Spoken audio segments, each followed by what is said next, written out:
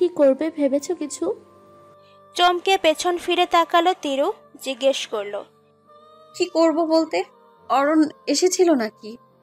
ইলি কফির মগ বাড়িয়ে দিল।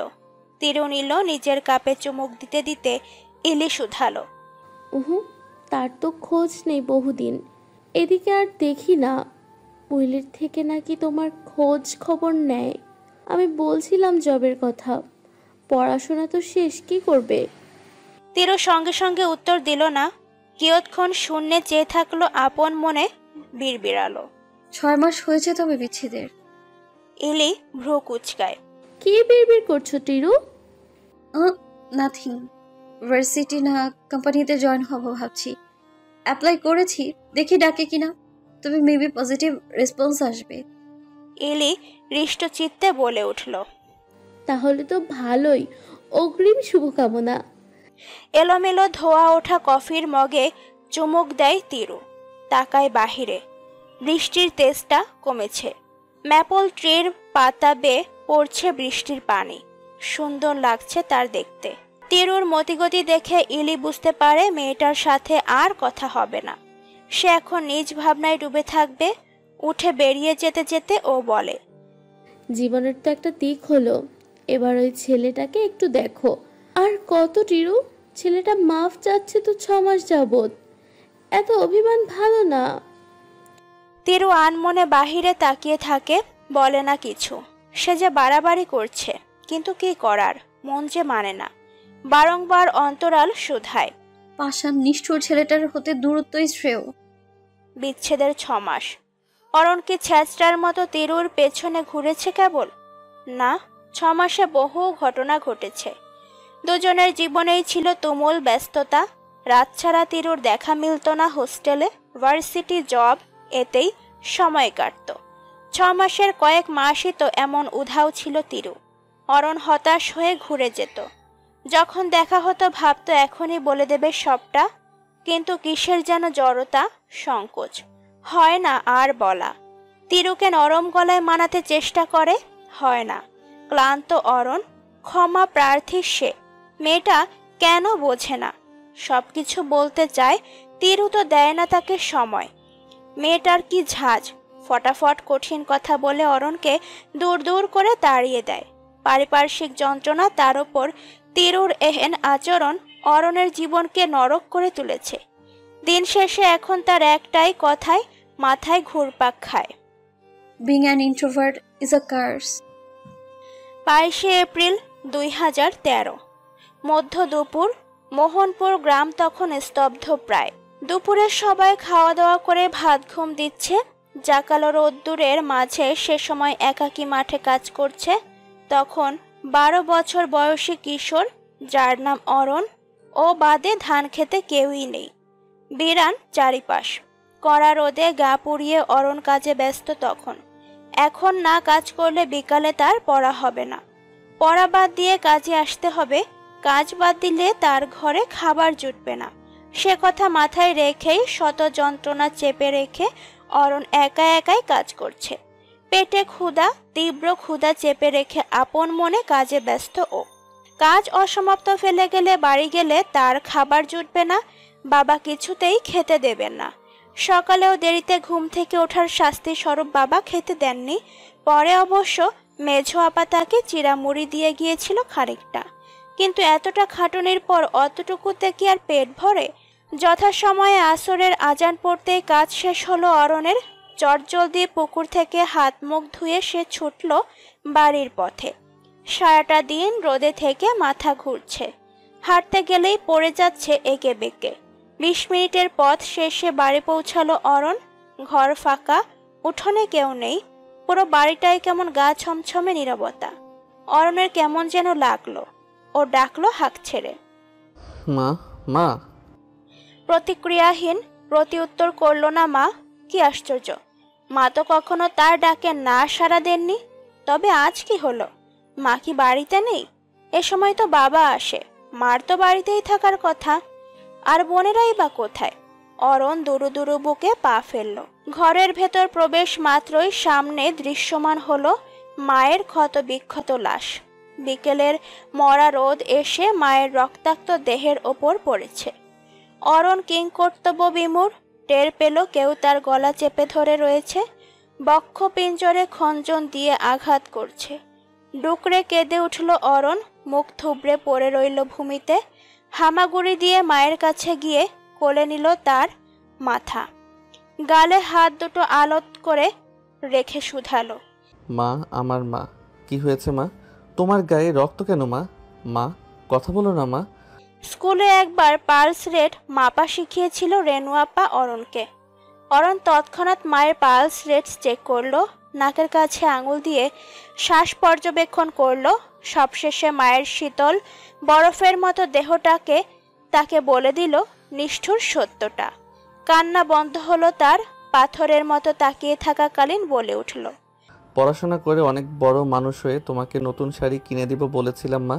তুমি নতুন শাড়ি পরবে না মা? আমি যে কম টাকা পাই, এর জন্য যে তুমি পেট ভরে ভাত খেতেও পারো না, তার জন্য কষ্ট পেয়ে চলে গেলে মা। আমার কত স্বপ্ন ছিল মা, একদিন অনেক টাকা ইনকাম করে তোমাকে পেট ভরে খাওয়াবো, তোমার সব কষ্ট দূর করব মা। তুমি আমাকে এই সুযোগটা দিলে না মা।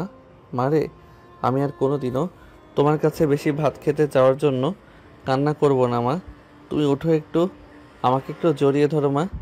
আমি আর কিচ্ছু চাই না, উঠো না মা। অরণ বিলাপ বকছে, জোরে জোরে শ্বাস টানছে। তার ছোট্ট মনটা এত বড় চাপটার সামলাতে পারল না। ধপ করে মাটিতে চোখ বন্ধ করে লুটিয়ে পড়ল ও। সেদিন এভাবেই অরণের মা তাকে ছেড়ে চলে যায়। তাকে কে মারল, এটা একটা রহস্যই রয়ে গেল কেবল। 12ই জুন 2030, ভেজা মাটি। কিয়ৎক্ষণ পূর্বেই বৃষ্টিতে স্নান করেছে প্যারিস। আবহাওয়া শীতল, সমীরে তখন ছুটছে ভেজা মাটির সোদাগন্ধ। আকাশসম দৈত্যের মতো গাছগুলোকে সজীব দেখাচ্ছে বেশ। সাইকেলিংয়ের মাঝে মাঝে আশপাশটা সূক্ষ্ম চোখে পরখ করতে করতে এগোচ্ছে তিরু। সে প্রায় শহরের শেষ দিকে এসে গিয়েছে। এদিকটায় তেমন বাড়িঘর নেই বলা যায়, ঘন জঙ্গল, দৈত্যসম গাছপালার রাজত্ব চলে এখানটায়। অবসরে জঙ্গলে সময় কাটানোর ভারী ইচ্ছে ছিল তার।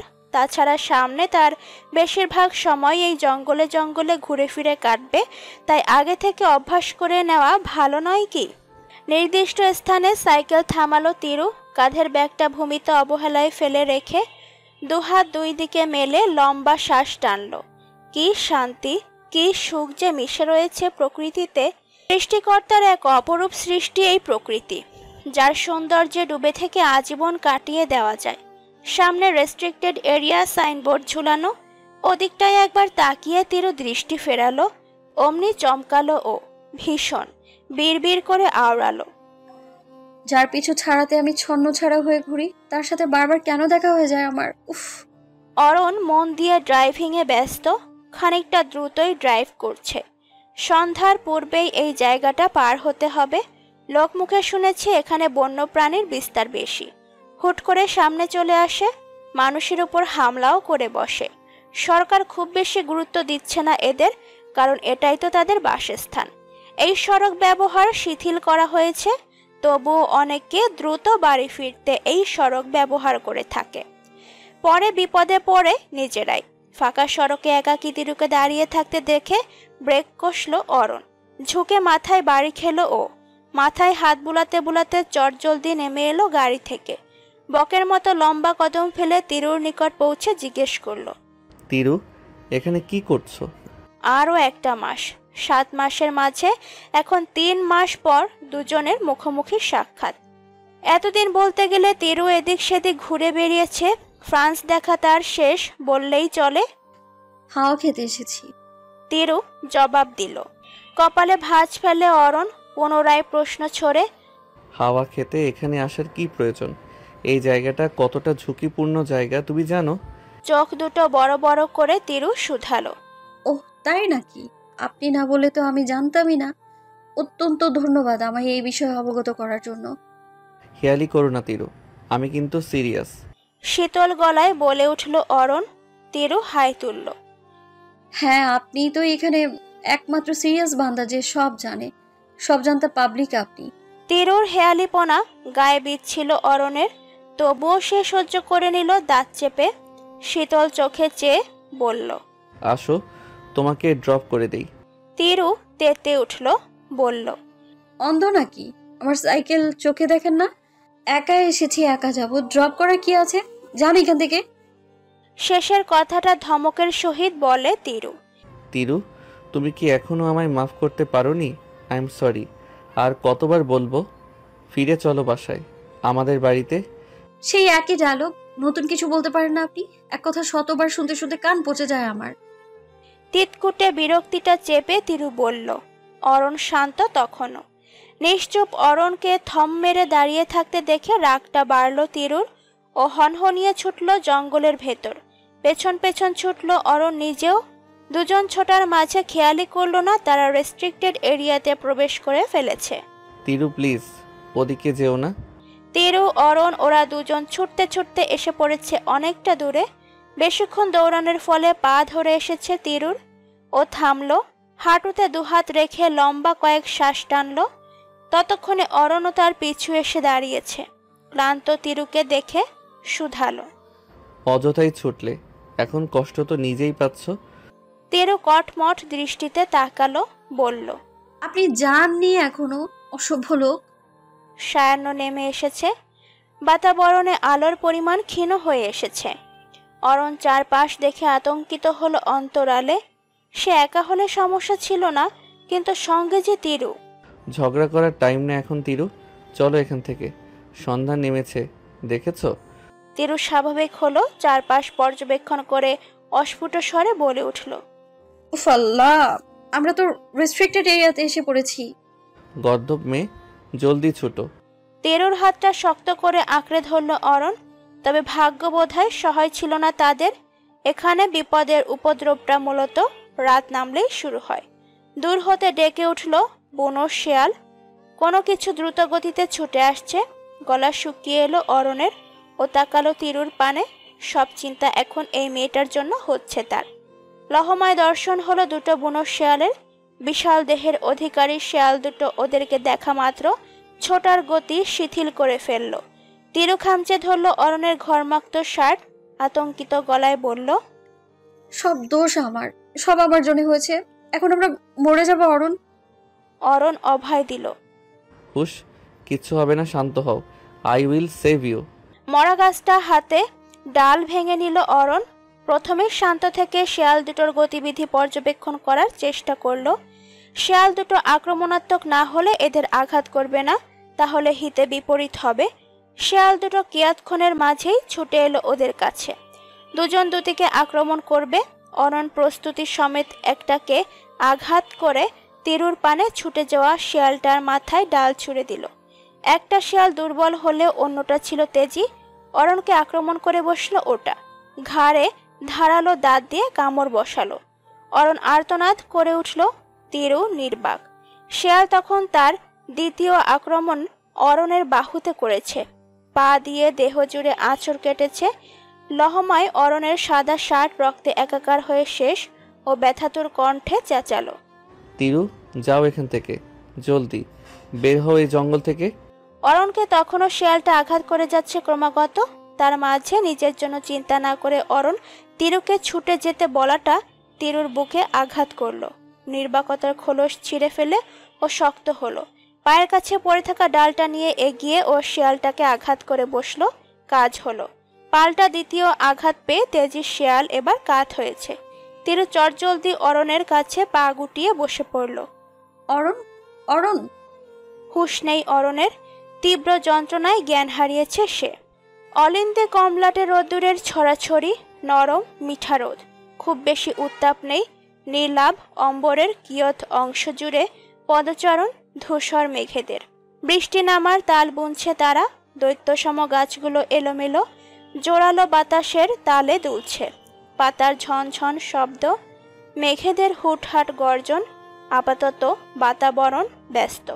এসবের মাঝে শুভ্র আকাশ লহমায় ছেয়ে গেল আধারে। গুরুম গুরুম মেঘেদের গর্জন প্রখর হয়ে উঠল। অলিন্দে অবিন্যস্ত হয়ে বসে থাকা তিরুর চট করে ধ্যান ভাঙল। তাকালো আকাশ পানে, ভারী বিরক্তি নিয়ে শুধালো, এই বর্ষাকালটা যাবে কবে? বিরক্তিকর। বর্ষা মোটামুটি পছন্দ হলো তিরুর, তবে পরিস্থিতি এবং অবস্থার সাপেক্ষে পছন্দটা পাল্টেছে। বর্ষাকাল আজকাল তাকে পীড়া দিতে শুরু করেছে। পানসে লাগছে পছন্দের সবকিছু, কেমন বিরক্তি এক গুয়ে ভাব জুড়ে সবকিছুতে ধুর। এ কেমন জ্বালা জুটল নতুন করে। পা চালালো তিরু, প্রবেশ করলো বাড়ির ভেতর। মৌন পরিবেশ, কেমন এক নিষ্ঠুর শীতলতা, নীরবতা ছেয়ে বাড়িটা জুড়ে। তিরুর কষ্ট হয়, সবকিছু ঠিক আগের মতো স্বাভাবিক কখন হবে। তিরু ওপরে উঠে আসে, সিঁড়ি বরাবর রুমটায়ও চট করে ঢুকে পড়ে। সঙ্গে সঙ্গে তার চক্ষু বরাবর দৃশ্যমান হয় এক নিষ্ঠুর দৃশ্য। অরণ, ছেলেটা চোখ বুজে মরার মতো পড়ে আছে, শরীর ভীষণ দুর্বল।